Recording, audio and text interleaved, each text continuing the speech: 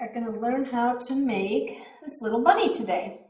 I have a formula that I use for a lot of my animals. You can tweak a little bit depending on what animal you're making, you know, a bunny, a bear, a dog, whatever. But for my basic mammal, I have a formula that I will share with you as we make all the different parts for this little guy.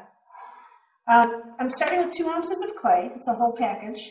And I'm going to roll it out to 12 inches. Now, it doesn't matter for my formula how much clay you start with.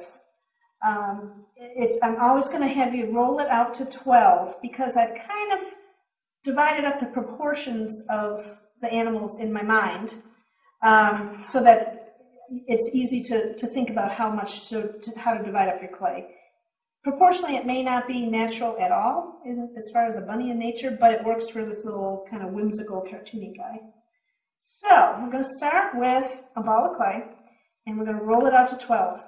I'm going to show you how I get a nice, even log. I'm going to keep my hands moving. I'm rolling with the flat part of my hand, and I'm not going to use these parts, because if I use this, we're going to get these lumps and bumps, and you don't want that. For this purpose of measuring, you want a nice, even tube. So I'm going to roll here. Also notice that my hands are never in the same spot. I'm rolling up and down this tube so that I don't have any spots that are thinner than the others. I'm just going to do this for a second until I get it out to 12. You can actually hold one end and pull a little bit, and flip it and pull to get it to go roll a little faster. But you do want to maintain a nice, relatively even diameter all the way down. At this point, we're almost at 12, so stop and check. It's a little bit thicker here. I'll work there a little bit, because I want to end up at 12. And I want it to be pretty even. That looks pretty good. Okay. Now, for my basic proportions, I used 4 parts of the 12 for the body, 2 parts for the head, 1 part for each arm, 1.5 parts for the legs, and that leaves 1 part left over for the features. So in this case, it'll be the ears and the little muzzle here and that kind of thing. All right, so we're at 12. I'm going to mark 4 for the body, 2 for the head, 1 each for the arms, 1.5 for a leg, 1.5 for the other leg, and we're left with 1 for the ears. All right. Now, each of these, whenever I work with anything, even if I'm going to roll it out into a long, thin piece, I'm always going to start with a round ball. So, in this case, I chose silver clay in honor of my gray bunny that I used to have. But of course, all the metallics have mica in it.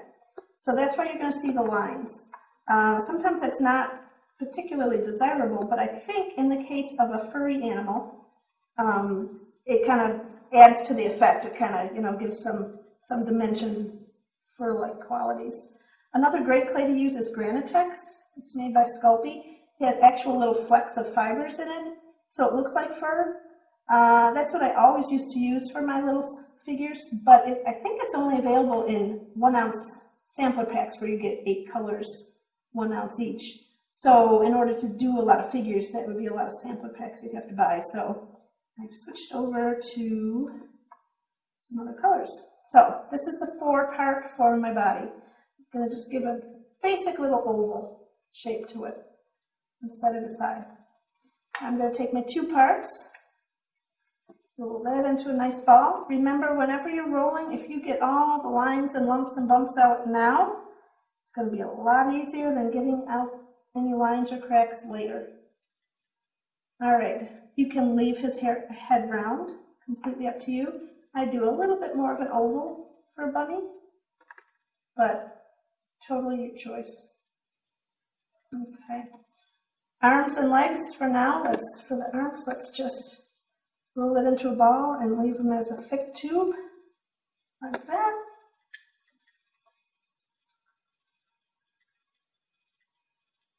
And same for the legs. I'm going to roll it into a ball. A little bit longer, because remember this is 1.5 parts. And here we go. Here's your basic body parts. Now, assembling them. We kind of have to give them a spine. So, I'm going to break this toothpick and insert it into the top of the body. And then I'm going to put the head on that. And you don't want to rely totally on that. You still want to press it down so there's good contact with the clay. But that'll give it a little, in fact, if your bunny falls over, that should give it a little maintenance there with this toothpick spine. All right. Now the arms, I'm going to flatten a little bit out at the top and attach them where the shoulders would be. You can leave it like that, looking kind of jointed. You can smooth it, your choice. And you can pull that around and shape it. I'm going to have him holding something, so I'm going to give him a little flat paw there. And kind of come around. The clay's kind of soft on these lights, so they're getting little angular arms, but yeah, maybe that's just bunny muscles. Maybe he's just been working out and it's angular. Oops, I made that one too thin. Here's the other arm. I'm going to do the exact same thing. Work around. I'm just doing this really quickly, but you get the idea. You're going to obviously take more time. You're going to smooth out your joints. You're going to give a little dimension to the arms there. Give them a little bit of a hand. You can go ahead and use a tool to give them little fingers. All right.